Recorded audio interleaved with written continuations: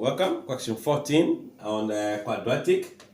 We have if m and n are the root of x squared plus kx plus 4 equals 0, and that of the m squared plus n squared equals to 8. You have to find the positive value of what? K. So if m and n are the root, it means we can find their expressions from the quadratic equation. Know that if you are looking for the sum of root, the sum of root is going to be negative b over a. Then the product of root also is given by the c over a. All these are when we have the value here bigger than 1. And this equation have 1. So it means that the sum of the root is just the minus b. The minus b is the middle term here. So I can say that sum, meaning m plus n of the root, will give you minus b, which is going to be a negative k. Then product means m times n equals to c, which is now going to be what? 4.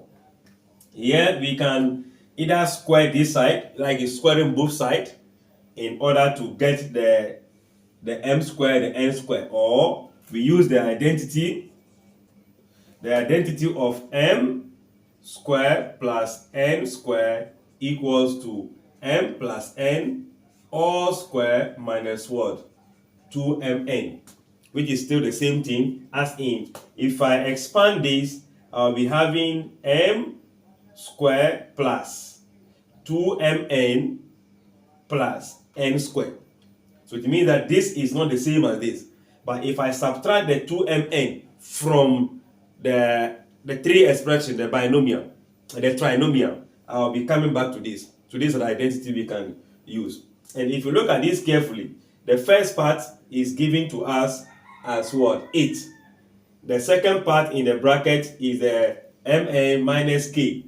Then the mn is 4. So I only do substitution and have my 8 equals to minus k all square minus 2 times mn, which is now what? 4.